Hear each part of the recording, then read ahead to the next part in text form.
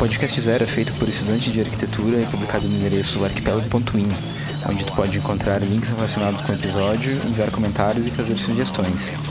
No site a gente também publica projetos e artigos sobre arquitetura e urbanismo.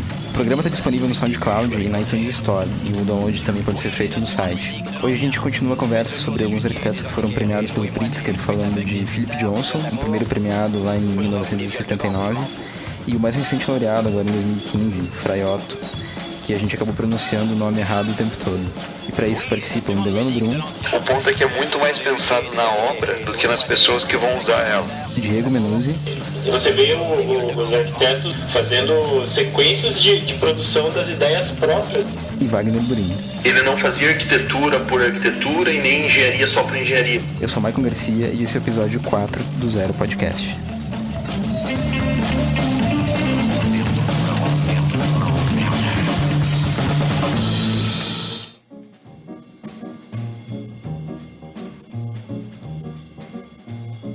O trabalho de Philip Johnson demonstra uma combinação de talento, visão e comprometimento, que produziu consistentes e significativas contribuições para a humanidade e para o ambiente. Como crítico, ele defendeu a causa da arquitetura moderna e então desenhou alguns dos mais grandiosos edifícios. I never held your gaze. I never know my place.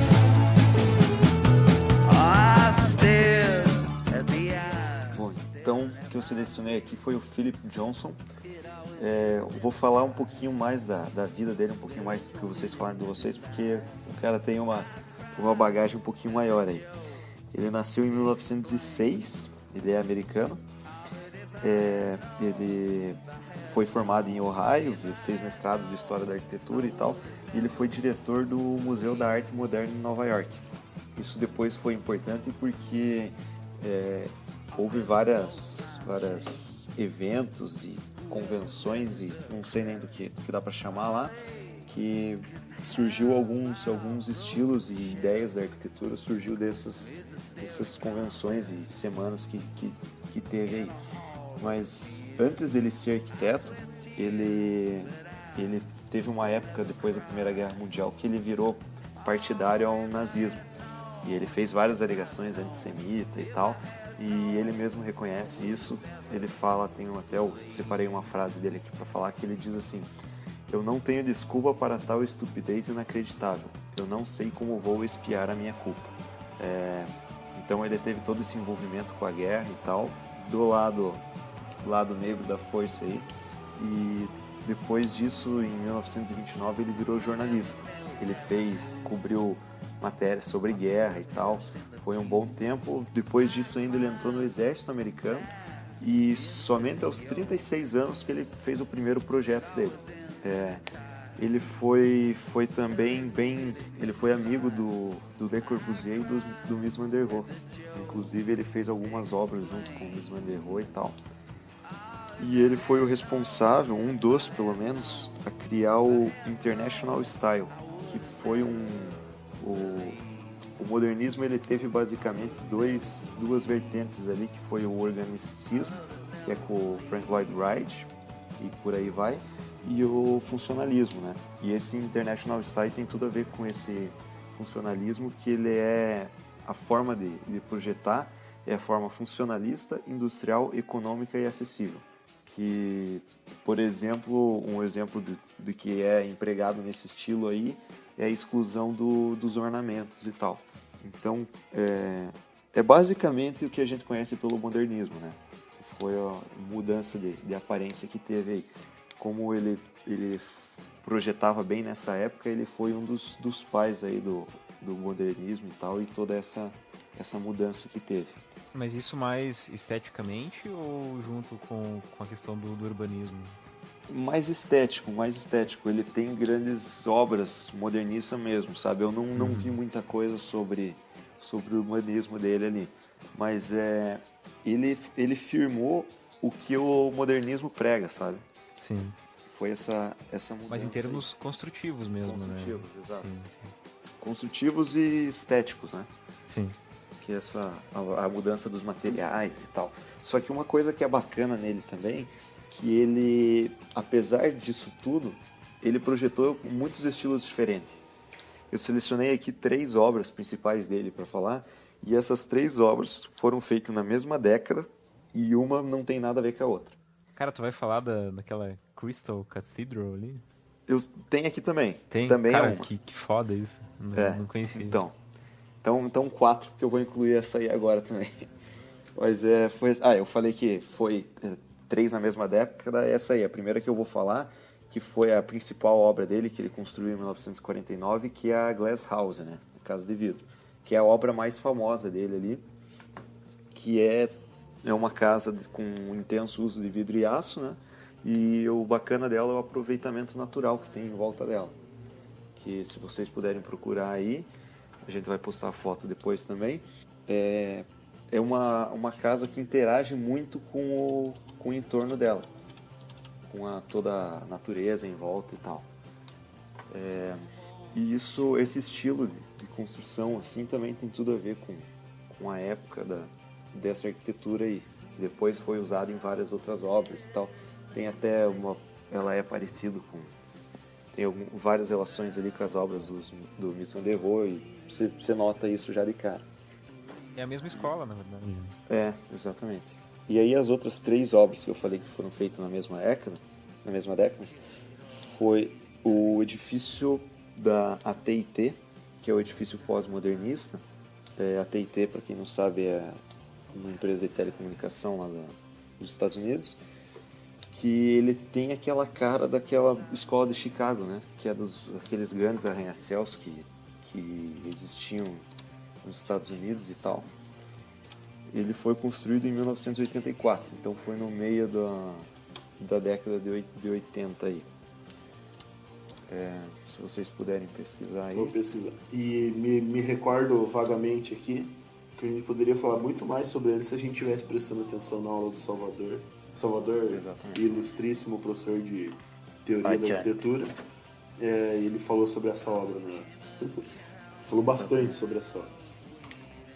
Então, e aí, esse então é um dos estilos que ele também praticou, que é da escola de Chicago, e você vê que é bem característico não dessa época, porque isso aí já foi na década de 80, mas no final do século XIX foi quando explodiu esse estilo ainda. Os arranha-céus mais famosos dos Estados Unidos e tal, dá pra ver que são bem parecidos com esse estilo. A segunda obra é a Puerta de Europa, em Madrid, em 1989, que são 2 prédios curvados. E eles ficam um do outro lado da rua, e eles têm uma inclinação de 15 graus. Ele inclina um pro outro. São 2 torres, uma de cada lado da rua, e elas são inclinadas uma para a outra. E ela tem 15 graus de inclinação. E é o que eu falei, pode ver que não tem nada a ver com as outras 2 obras dele. Ela é uma obra toda em aço e vidro escuro e tal. Delano, no caso, as obras que você está dizendo agora aí são todas da década de 80. Então, a primeira casa de vidro é de 49. Aí esse último prédio que eu falei agora é de 84. Essa aqui é de 89, que ele já estava velhinho aí já. Mas você pode ver... Então... te causa realmente uma estranheza de você ver isso. Parece que não vai cair assim. E foi bem inovador quando ele fez isso. Também uma mudança de estilo e tal. E aí a outra, que é a Catedral de Cristal, que o Mike comentou, que é da década de 80. Essa Catedral de Cristal até tem alguma coisa a ver com essas 2 torres aí, por ser com vidro da mesma cor e tal. Mas mesmo assim você pode ver, dessas 4 obras que eu falei, elas têm muita diferença entre elas. Então ele foi um arquiteto assim, que explorou várias áreas, né? Mesmo acho que quase todas fora do tempo dele, com exceção das modernistas ali, que ele foi um dos pais aí do modernismo e do International Style, que foi citado antes. Uma coisa que eu tô vendo aqui que eu achei interessante desse Puerta de Europa aqui é que ele não foi feito nesse ângulo de 15 graus atua, né? Ele tem um eixo que passa de ponta Exato. a ponta nele, então esse ângulo foi provavelmente o máximo que dava para trabalhar de inclinação aí para usar esse eixo. Com certeza. Que esse eixo ele não é 100% reto, né? Ele causa uma ilusão de ótica ali que ele parece ser, mas ele não é. Uhum. Mas a ideia é justamente essa, né? Parecer que tem um eixo segurando ele ali, né? Mas é engraçado que ele desenhou, né, isso aí na parte externa mesmo, né? Exatamente. Intencionalmente. Uhum. Pra dar a impressão que isso tá segurando, né? Que tem uma estrutura atrás que parece que tá segurando a obra pra ela não cair. Que, na verdade, esse arquiteto que eu peguei, ele é meio fora da curva dos três que vocês falaram, né? Na verdade, fora da curva eram os três que vocês pegaram. Eu que peguei o mais comum. Mas isso aí a gente consegue ver o contraste, porque ele é o primeiro, né? O primeiro premiado pelo Pritzker. A arquitetura como forma, né? Sim, e obras mais grandiosas também. As obras até não geram tanta discussões, porque é justamente isso, são obras mais clássicas, né? Não são tão inovadoras quanto as que vocês citaram. Eram inovadoras para a época, mas como a gente já está acostumado com a criação desses estilos e tal... Sim, mas essa Crystal Cathedral aí, isso aí vale a pena olhar um pouco mais, porque pelo que dá pra ver aqui, é um lugar fantástico. Eu vi, e é muito grande, muito grande. Ele Sim, foi usado enorme. 10 mil painéis de vidro para construir ela, e abriga... Putz, eu tô até com medo de falar o número errado aqui agora. Pelo que diz o nosso saudosíssimo Wikipedia, são 2.700 pessoas. Puta que eu pariu. Puta igreja. Cara, é muito grande, cara. Muito grande mesmo. E essa, hein, Delano, agora a pergunta bem simples também. É espelho? Esse trabalho de espelho dela, do interior dela? Do exterior dela? Não, são... Diga. Não, diga. Não é espelho, então. São vidros, na verdade, né? Só que pela cor dela, acaba dando essa impressão de refletindo, né? Parece quase como espelhos, mas na verdade são vidros escuros. Ah, entendi. Não é uma superfície espelhada, ela espelha o entorno, mas não é propriamente espelhada. Exato. Pode ser que seja sim um vidro levemente espelhado e tal, mas não são espelhos. Entendi. Porque as fotos que eu tava vendo aqui pareciam bem espelhos mesmo. Sim. E é um lugar bem... tipicamente americano mesmo, né? Esses mega templos, assim, né? E mais um lance de espetáculo do que intimista. Que é totalmente contrário à igreja que a gente tava falando ali do Peter Zumthor. Exatamente. Que lá, tem umas imagens ali que ela tá cheia, né? Que deve ser algum evento comemorativo ali, que tem uma bandeira dos Estados Unidos gigante. Que tu olha pra essa igreja aqui, você pensa em ir lá pra refletir. Não, nada de introspecção é a última coisa que você vai lá fazer. Se intimizar com Deus. Essa torre que tem anexa com ela ali, cara, que é isso? Pois é mais espetáculo mesmo. E olha o tamanho das caixas de som que tem ali, suspensas também. Sim. Introspecção é a última coisa que você busca lá. Ao contrário da igrejinha com a vagina no teto lá do Zumthor.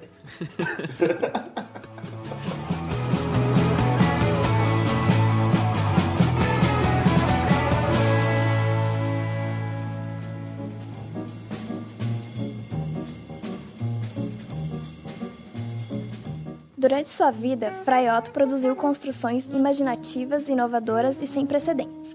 Ele também criou conhecimento. Nisto reside sua profunda influência, não em formas para serem copiadas, mas pelo caminho que abriu com suas pesquisas e descobertas.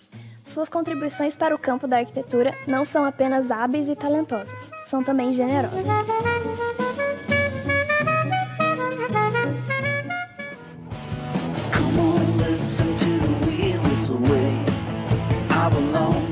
O meu escolhido foi o Frei Otto, atual premiado pelo Pritzker. Nasceu em 25, alemão. Ele foi o segundo arquiteto alemão que ganhou o prêmio. O primeiro ganhou em 86, foi o Gottfried Bull. tem uma obra mais conhecida do cara ali, que é a Yacht Saint Library. O Frei Otto, ele tem essa questão da biomimética e da biotecnologia para as obras dele. Tem uma parte que ele foi convidado para fazer uma estrutura da parte de aves de um zoológico, assim, que a obra dele chama muito a atenção por essa questão dos telhados serem todos mais ou menos nessa questão de tendas e essa forma tensionada de estrutura. As obras mais famosas dele são todas assim, né? Sim, sempre essas tendas em formato membranas e redes e tal.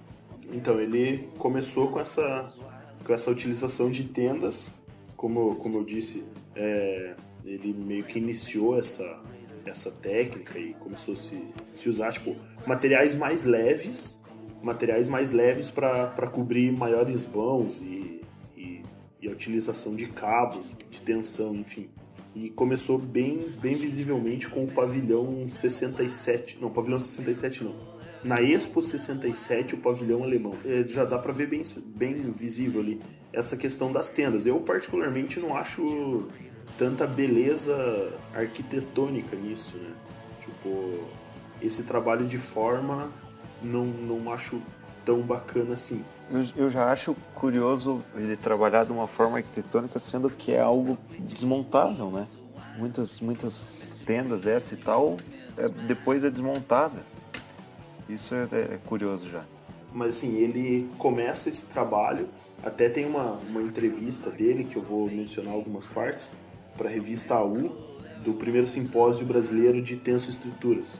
Então, ele diz assim, tipo, da utilização de materiais mais resistentes a tempo e tal, para poder criar essas estruturas e elas serem duráveis, e não para pavilhões, coisas efêmeras, né, tipo, obras efêmeras, e sim para coisas mais duráveis.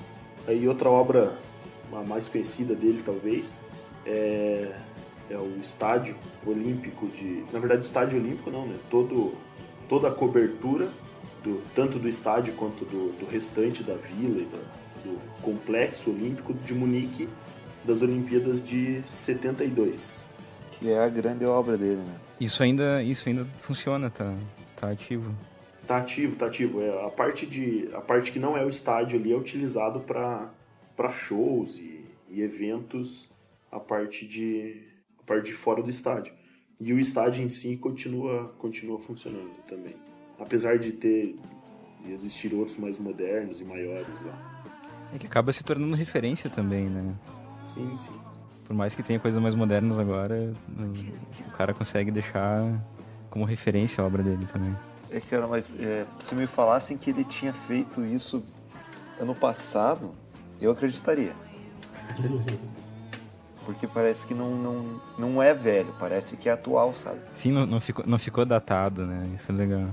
Pelo fato de ser moderno pelo sentido das curvas, né? Sugere bastante movimento, e pode ver que a arquitetura dele se baseia basicamente em coberturas. Então, todas as listas de 10 obras que você procurar dele, vai aparecer um monte de cobertura. Então é cobertura de aviário, de zoológico, é exposição universal e internacional, é tudo, mas sempre mostrando a cobertura, porque a cobertura é o centro de atenção dele, assim. Essa questão, tipo, que foi uma das coisas mais bacanas que eu vi dele, foi a parte das bolhas de sabão. A forma que ele trabalhava para pensar a forma de tensionar essas coberturas, assim. Tá, mas ali, Wagner, quando ele faz esses estudos, ele já pega a forma que ele viu ali, ou ele usa só para calcular o que ele vai fazer? Cara, assim, tem até uma citação nessa parte das bolhas de sabão que diz assim: o computador pode apenas calcular o que já está conceitualmente dentro dele.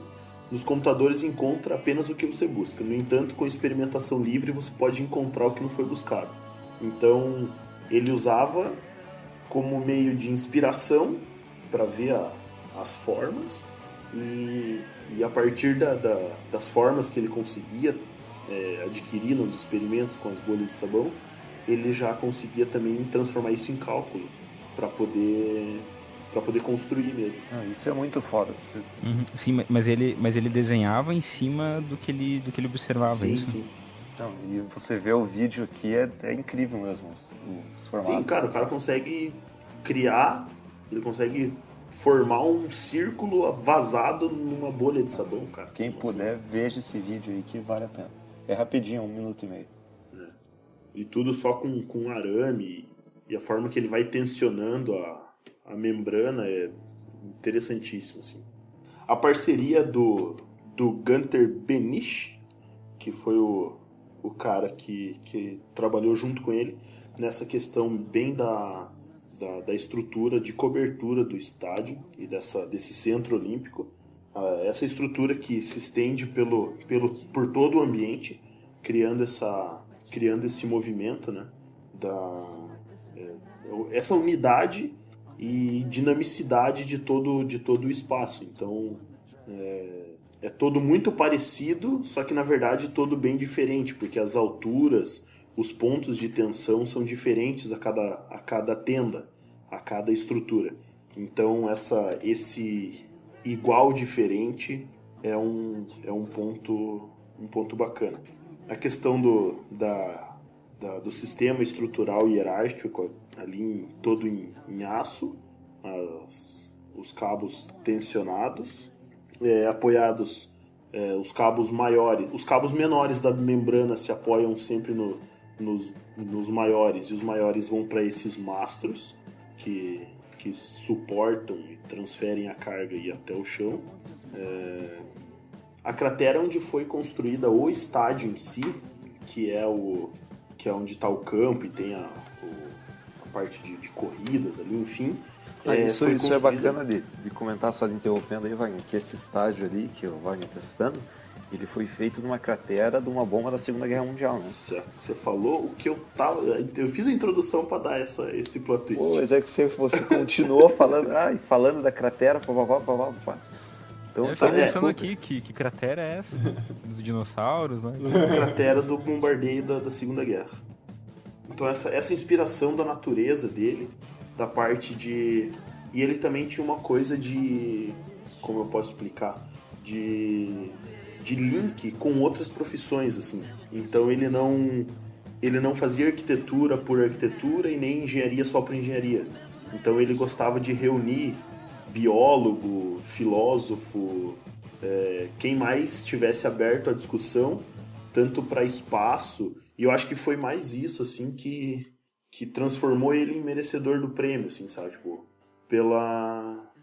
pelo pensamento dele, não só de obra de arquitetura, não só pelo fato da estética ou da forma que as coisas paravam em pé, mas como ele pensava o espaço. Um que tem o pensamento mais ou menos parecido é o que o Diego vai falar ali, do Peter Zumthor. É verdade. Ele tem um pensamento parecido nesse ponto aí. Pois é, e o que vocês acham dessa questão aí? Porque eu vejo que até mesmo na faculdade a gente tem muito pouca integração com outras áreas, né? Uhum. Sendo que a arquitetura devia ser uma coisa muito mais multidisciplinar do que é, sei lá. Eu acho que assim, a maior lição que nós podemos tirar é que as pessoas que conseguem fazer isso bem feito se destacam, né? Quem consegue reunir mais área de conhecimento se destaca mesmo. A própria parte social, né, cara? Eu acho uma parte super importante e super obrigação dos arquitetos pensarem isso. E a gente não tem, pelo menos até agora, a gente não viu nada em relação a isso, com exceção a gente trabalhou e pensou um pouco nisso agora, no projeto integrador. Mas não é, isso não é uma constante no curso, né, Wagner? Exatamente, isso era para ser uma parte de uma das matérias. Não, mas eu vejo assim que não é nenhuma constante que você vê na profissão em si mesmo, né? Porque exatamente. você vê os arquitetos fazendo sequências de produção das ideias próprias deles, assim. Mas aí é que tá, da Diego, visão deles. porque isso aí começa na formação, e como a gente não tem isso na formação, né, se tu ligar o automático ali e pegar a formação de cabo a rabo e não levar isso um pouco para fora da universidade e tal, ficar naquele mundinho que às vezes a formação coloca, tu acaba chegando lá e sendo um profissional que não liga muito para essa interação, sabe? É bem isso. E a maior crítica que fazem ao curso de arquitetura, acho que independente da faculdade, sempre falam isso, que ensina muito negócio, conceito, maquete, aparência, papapá, e deixa tudo de lado essa parte humana que precisa ter por trás, né? Exatamente. Os caras falam bastante dessa questão da tríade vitruviana aí, né? Do Firmitas, Utilitas e Venustas. E até a gente é avaliado por isso, mas eu acho que tem mais, assim, principalmente quando se trata de espaço público. Eu acho que o ponto é que é muito mais pensado na obra do que nas pessoas que vão usar ela. Exatamente. Sim. E o que eu acho legal ali de citar também é que eu tava vendo um vídeo de uma mulher, não vou me recordar o nome agora, da família Pritzker, comentando sobre uma evolução nos parâmetros de avaliação da própria premiação, assim, né? Que antigamente, no começo, as coisas que eram premiadas, os arquitetos que eram premiados, eles tinham um caráter, assim, muito mais monumental, era mais uma coisa estética mesmo. E hoje em dia, vem se tomando muito mais consciência, e as obras que ganham, os arquitetos que ganham, enfim, geralmente eles têm uma mensagem a se passar, e eles têm toda uma conceitualização, como o próprio Frei Otto, você pode ver, né, no que ele vem fazendo ali, é um conceito totalmente diferente dos antigos, assim, do Prêmio Pritzker. Eu acho que foi nessa aí de valorizar a forma que o Niemeyer entrou também, né? Sim, ele ainda é desse tempo. Eu acho que a gente tá engatinhando. Então, já pegando isso que a gente está falando, Diego, a gente em uma das nossas conversas, você comentou sobre o filme Medianeiras, né? Sim. O Frei Otto tem uma frase que é exatamente assim: a arquitetura tem que permitir que a humanidade viva em harmonia com o planeta. Então, isso é bem o que você estava explicando, né, do filme Medianeiras, que tem essa crítica aos arquitetos por serem os maiores culpados de toda a falta de contato que o humano está tendo hoje em dia, assim, que faz o cara circular dentro de um shopping de uma forma a consumir e não socializar com as pessoas que tá por ali, né? Então é tudo pensado, tem como controlar tudo isso, só que as formas que a arquitetura em si tem se utilizado são muito mais voltadas ao consumo do que a parte social, a parte de convívio humano. Eu acho que vale a pena citar nesse filme que o Wagner falou ali, que a crítica sobre a arquitetura no filme é que o filme fala que as pessoas hoje são muito ligadas à tecnologia e tal, elas acabam se afastando, e no filme ele coloca de uma forma como a culpa disso é do arquiteto, né? O Diego sabe explicar melhor que eu essa questão do filme. Então, o filme ele comenta exatamente isso, que muitas das doenças que as pessoas têm, assim, até psicológicas, a alta medicação que as pessoas utilizam, assim, acaba sendo uma coisa decorrente da forma como os espaços são projetados, né? E as pessoas acabam ficando dentro de casa e não tendo mais vontade de usar o espaço urbano, porque ele não está sendo projetado para as pessoas. Inclusive, eu acho que essa é uma das grandes coisas pelas quais tem essa coisa que o Delano estava falando, de ter uma crítica aí acentuada sobre todas as instituições que têm curso de arquitetura, sobre o próprio curso de arquitetura, de dizer que os arquitetos são excêntricos e tal, porque muitas vezes eles não fazem as coisas da forma que tem que ser feita para as pessoas se apropriarem daquilo, principalmente no urbanismo e tal, né, nessas coisas assim. Eu concordo com isso, só que eu acho que essa parte do filme ali, eles até forçam um pouco, sabe? Eu não sei se isso é culpa dos arquitetos.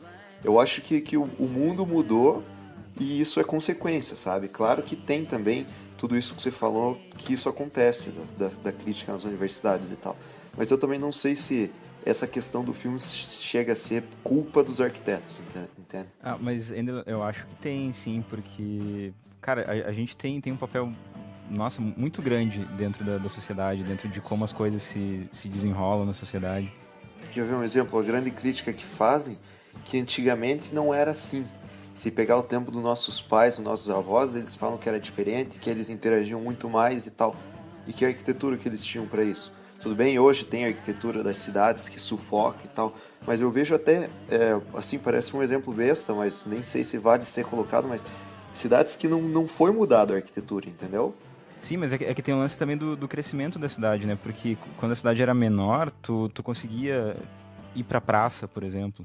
E hoje a gente não vai pra praça, né? Porque a praça é pombo fazendo cocô e mendigo, né? Então tem esse lance de que a apropriação da cidade está diminuindo cada vez mais por conta da construção de ambientes particulares, né? Tanto shopping quanto condomínio fechado. Eu acho que engloba outros pontos também. Eu não vou pra praça porque eu tenho Xbox em casa, entendeu? mas assim, o que eu quero dizer, eu entendo que também tem um lado, só que eu acho que o buraco é muito mais embaixo, sabe? Sim. Mas o fato também de o espaço externo não te atrair, de tu preferir o Xbox do que a praça, é uma questão também. Mas é que você prefere, Delano, a gente já faz parte de uma geração, como comentando, né? Somos os últimos, somos a última geração a ter vivido sem internet e com internet, né? Então, isso para nós já é uma grande novidade, mas eu ainda sinto falta das coisas mais coletivas a serem feitas. Mas as crianças aí, a geração Y mesmo, nascidos de 2000 para cá, eles não tiveram isso. Então não sentem falta do que nunca tiveram. Mas aí você acha que a grande culpada é a arquitetura? Então, assim, eu não acho que seja o grande culpado o arquiteto, a arquitetura. Mas eu acho que, assim, é uma culpa coletiva. É uma culpa de N profissionais que a gente tem no mercado, N pessoas que são formadas e têm capacidade de produzir um conteúdo que possa melhorar a cidade. Mas eu vejo assim, o arquiteto ele tem uma função que, voltando a linkar com o Frei Otto, ele tem uma função que ele consegue linkar essas pessoas e esses conhecimentos. Então eu acho que a gente tem uma responsabilidade realmente sobre isso. Não que seja nossa culpa, mas que a gente realmente possa ter uma... Mas talvez seja a nossa responsabilidade ter que tentar arrumar isso. E nisso cai no lance da nossa formação, que o Marco estava falando.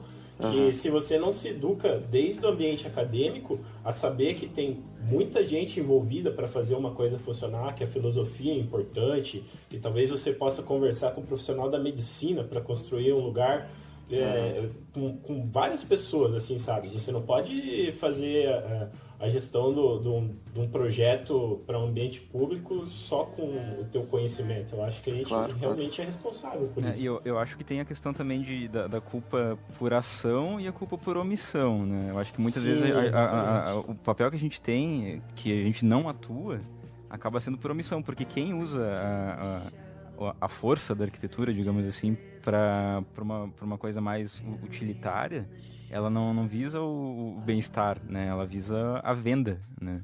Não, perfeito. Eu acho que é isso aí mesmo. Então, Delano, mas como você perguntou se eu acho que a culpa é nossa. Eu não acho que a culpa é nossa, mas a gente tem a condição e o dever de mudar isso. A gente não é culpado por isso acontecer. Talvez a tecnologia, tem tantos outros fatores. Mas a arquitetura tem condição de promover que as pessoas se encontrem mais. A arquitetura tem a condição de promover espaços sociais que atraiam mais pessoas. Ao invés dela preferir escolher conhecer uma pessoa nova na praça ou encontrar um amigo em uma praça, em um ambiente aberto, em um ambiente de alguma forma. Isso, nesse ponto, eu acho que numa escolha dessa o maior problema é o transporte. Você prefere encontrar essa pessoa no shopping, porque no shopping você toma um café, no shopping você toma uma cerveja, no shopping você toma mijo da Xuxa, se você quiser, porque tem pra vender lá. Compra um jogo novo pro Xbox.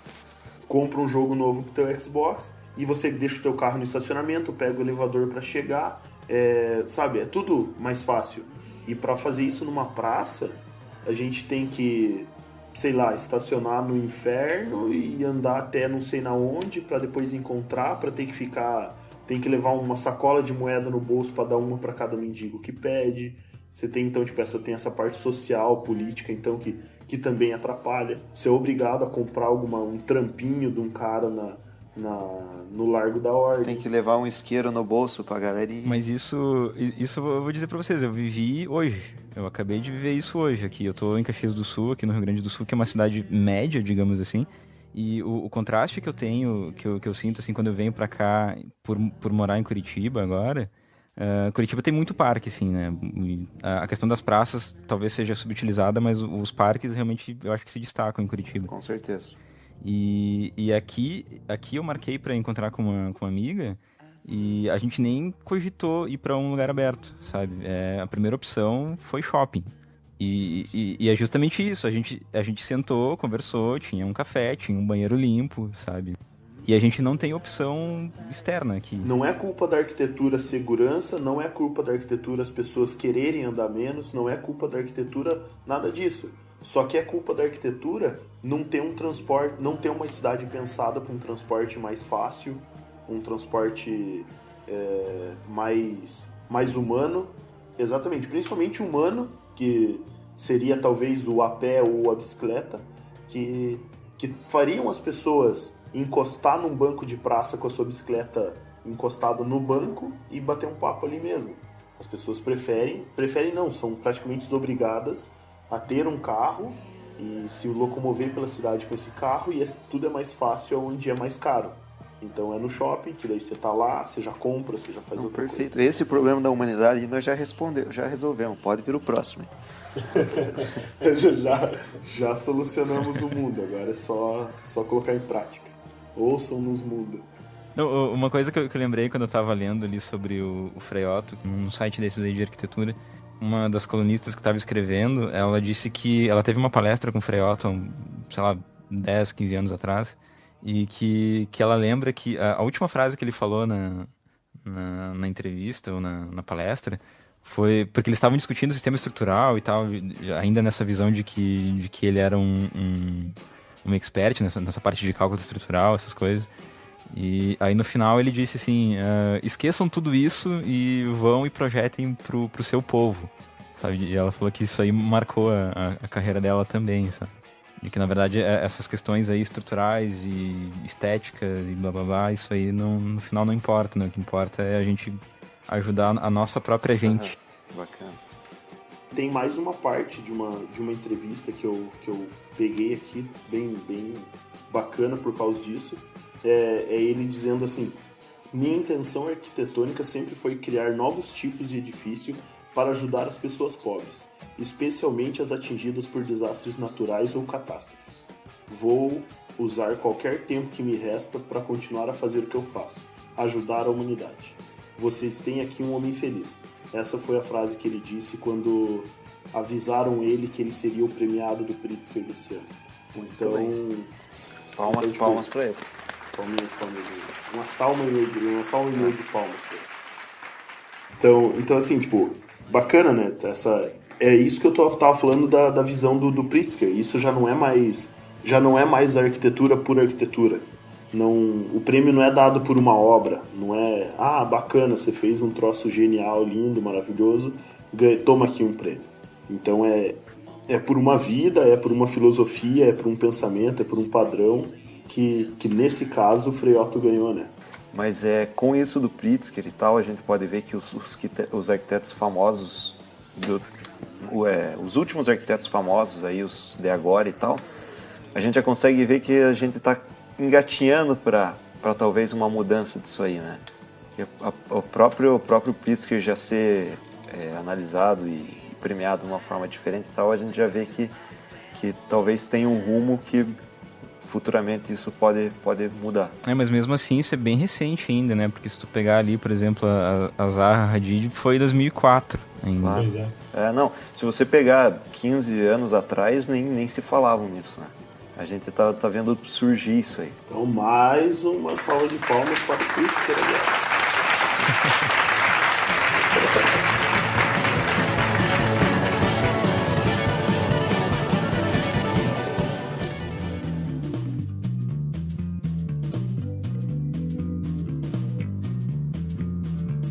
Então a gente vai fazer a leitura dos comentários aqui do episódio sobre shoppings. Vai participar então eu, Delano e o Diego, porque o Wagner tá na farra lá no Rio, participando do Enéia. E então vai ficar só nós três aqui hoje. Então vamos lá. Começa lá, Delano. Ou é o Diego? Pode ser eu, né? Manda bala, então. Seguir a ordem dos comentários ali. Então vou ler o comentário do Vinícius Ado, que é um colega nosso de classe, inclusive, né? Da PUC Paraná. Vou começar a leitura aqui. Só uma coisa antes. O fato dele ter escrito o comentário já foi algo inédito, assim, que a gente tá incentivando ele a escrever mais, né, do que ele escreve normalmente, do que a gente geralmente costuma escrever na faculdade. Realmente, já foi um grande passo para a humanidade. Ter escrito ali. Então, ele escreve: concordo que o shopping é um espaço isolado da cidade e que tem como único foco gerar o lucro aos proprietários e lojistas. Confesso que pensei em possíveis projetos para shoppings em meu portfólio, mas com uma visão mais aberta. Seria muito mais fácil mudar o aspecto negativo de um shopping que um shopping tem no meio urbanístico trabalhando no meio público. Mas acredito que na iniciativa privada estamos na raiz do problema. Sendo arquitetos, temos que mudar a visão dos empreendedores, mostrando pontos positivos que a mudança pode trazer. Ainda sou estudante universitário com sonhos e ideologias. Estou ciente que pensar como estou pensando é muito mais fácil que colocar estas ideias na prática. Mas me direciono para as ideias de arquitetos que conseguem fazer com que prédios corporativos se integrem com uma utilidade para a cidade e as pessoas ao redor. É realmente difícil acabar com esse sistema atual de shoppings, mas se analisarmos que ele é hoje um espaço que, de certa forma, coloca as pessoas de diferentes classes em um mesmo espaço, temos aí um ponto a ser trabalhado. Não vai ser implantando uma balada, mas o shopping pode ter um caráter mais cultural. Por que não?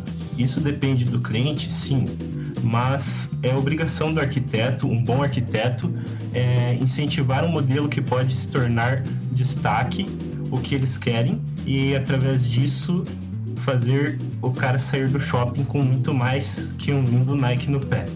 Temos em Curitiba grandes shoppings que já poderiam ter implantado algumas das ideias, mas se mantém no modelo comercial.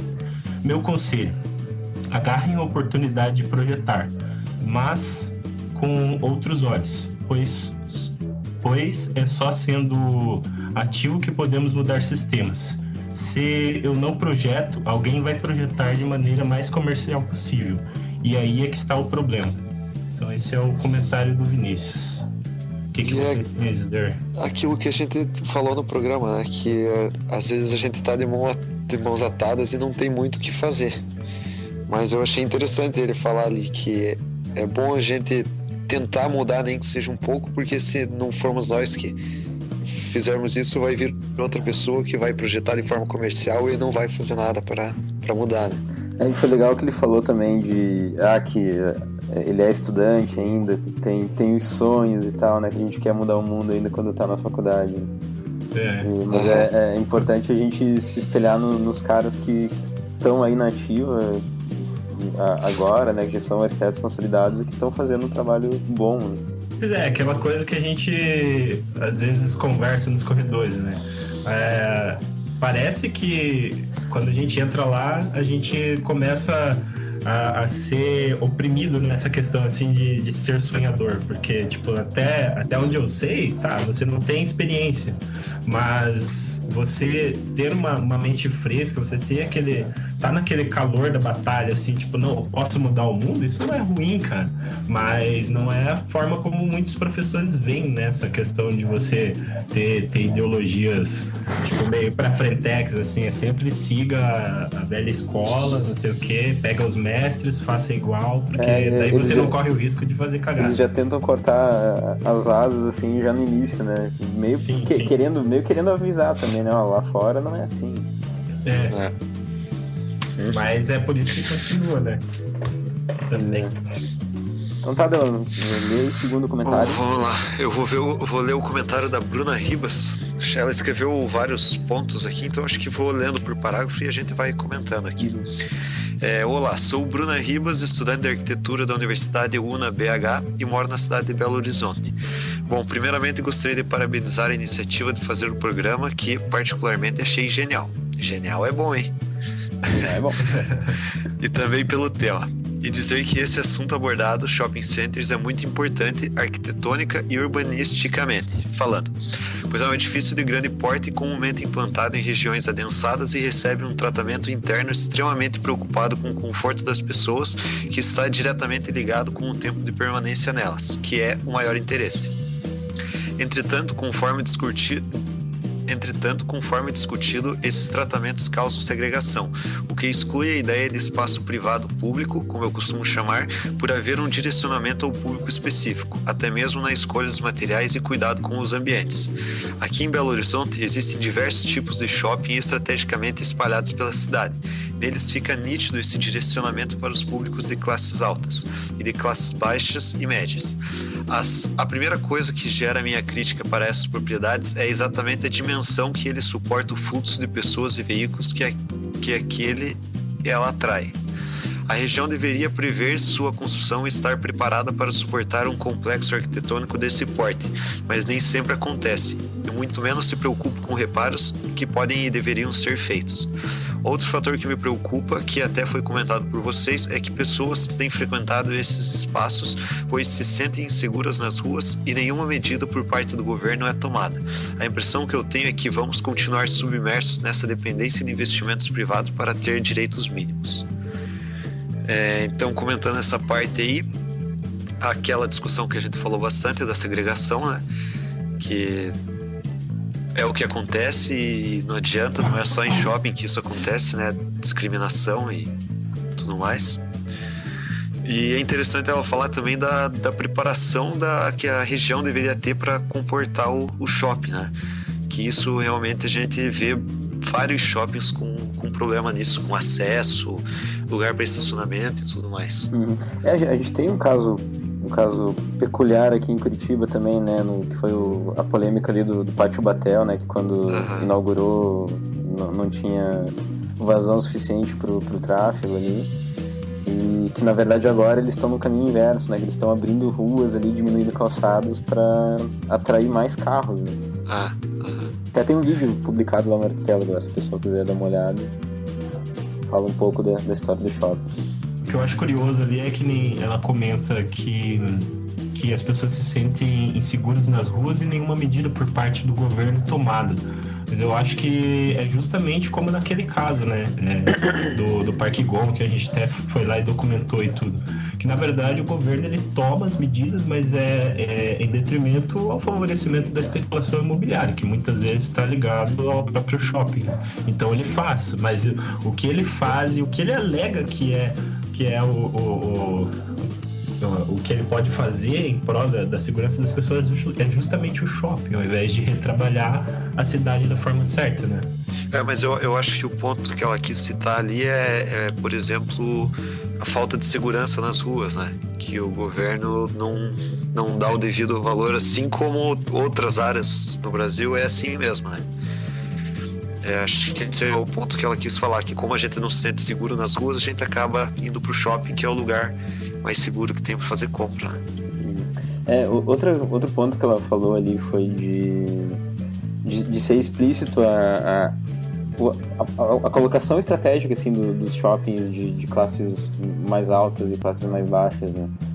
Que agora nas férias eu tive em Belo Horizonte, até conhecia a Bruna, e assim, lá tem um shopping que é bem popular, assim, que é o iShopping, que ele fica na frente da rodoviária, assim, sai da rodoviária, atravessa a rua, tá nesse shopping. E região de rodoviária, a gente sabe que nas grandes cidades é geralmente uma parte não tão legal, assim. E aí, ali perto, né, não tão longe assim, numa região que chama Savassi, tem o Pátio Savassi, que é mais ou menos no padrão ali do Pátio Batel também, né? que numa região mais nobre do centro. Então esses dois shoppings estão posicionados no centro, mas em regiões estrategicamente colocadas assim para segregar o público mesmo, né? Quem eles querem que entre ali vai estar frequentando já a região específica do centro. Eu ainda comentei isso no programa, que até a segregação eu não vejo um problema tão grande. Eu vejo um problema quando essa segregação começa a virar discriminação, né? Porque aí tem aquele lance do público-alvo que eu comentei e tal. Mas é um problema bem maior, né? Que aí entra toda aquela questão que você tá, querendo ou não, você tá se apropriando de um espaço que seria público para algumas pessoas apenas e não para outras, né? Sim. Mas, enfim, isso aí a gente discutiu tudo no programa já. Vamos continuar o comentário dela, então. Só gostaria de comentar que aqui em BH existe uma boate dentro de um dos shoppings de alta classe, chamado de A Sala. E ela existe há 14 anos, segundo o site. Não posso dar informações além dessas porque nunca frequentei o espaço, mas pela quantidade de tempo que ela está ativa, posso concluir que funciona. Isso aí a gente tinha comentado a respeito de fazer uma balada no shopping, né? Então tá aí um exemplo de que já existe isso. E como ela falou, se tá 14 anos. Se tá há 14 anos, continuando. Refletir sobre a última pergunta referente às mudanças que nós, arquitetos, poderíamos adotar para mudar esse mal que os shoppings são, e não tive resposta que se encaixasse do arquiteto. Acabar com as construções de shopping centers, no meu ponto de vista, é a melhor maneira de melhorar o espaço público como um todo.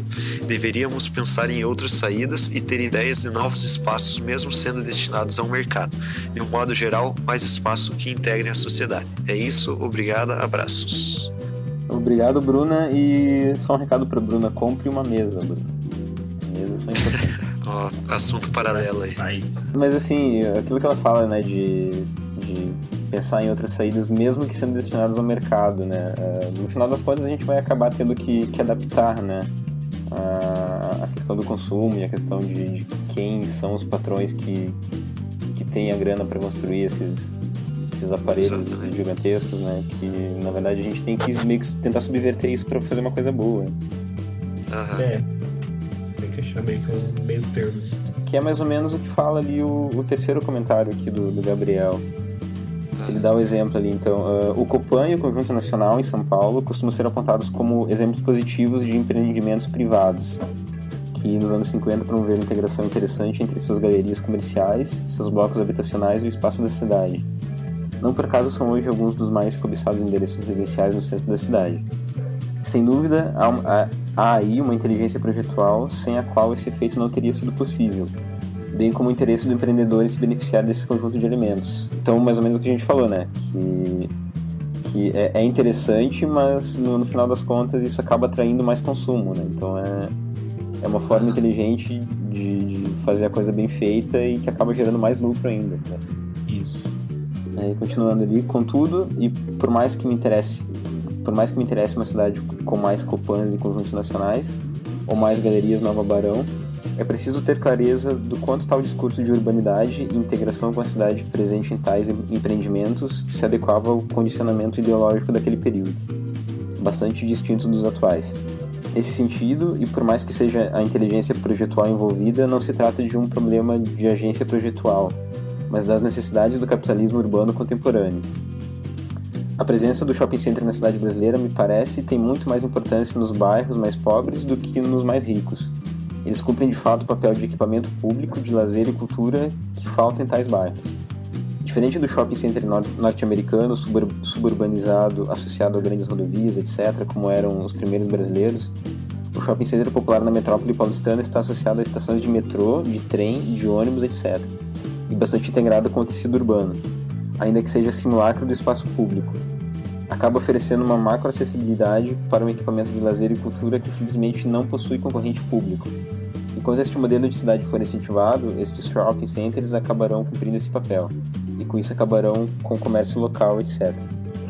E com relação aos shopping centers americanos, a ideia de Dead Mall já entrou no imaginário urbano de lá. Aí ele coloca um link ali para um ensaio fotográfico de um cara que visitou alguns shoppings americanos que são desertos, né? Que são completamente sem pessoas, sem consumo, que não funcionam. Aí ele continua, né? Embora o modelo de suburbanização esteja longe de ser desafiado por lá, a quantidade gigantesca de malls produzidos nas últimas 3 décadas chegou a um ponto de saturação tal que explodiu em 2008. Então, se a gente parar para pensar o que está acontecendo lá, é mais ou menos o que talvez aconteça aqui daqui a um tempo, né? Que a gente ainda está caminhando para aquilo, né? Construindo desenfreadamente e no final das contas talvez a gente chegue num ponto que não tenha público. Lá já chegou no topo e já deu a volta. Já deu a volta. Né? Eles estão mudando a mentalidade. Né? Cara, se o BBB tá na 12ª edição, acho que aqui vai demorar. Se a segunda nada, cara. Bem mais pra frente. Tá pra frente? Meu Deus, acho é o caos. Acho que é a 16ª. Vai demorar essa volta aqui, cara. Só te digo isso. Não, tá muito no início ainda. Acho que é isso. Então tá.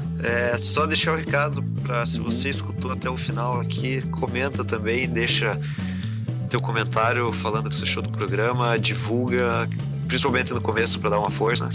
Gente, de algum possível erro. Assim, que a gente deve ter falado muita besteira, né? Principalmente nesse programa de hoje ali, dos arquitetos, do Philip Johnson e do Fraiotto. A gente deve ter falado muita coisa errada ali. Possível. Né?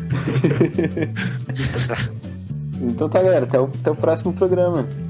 Até a próxima. Falou.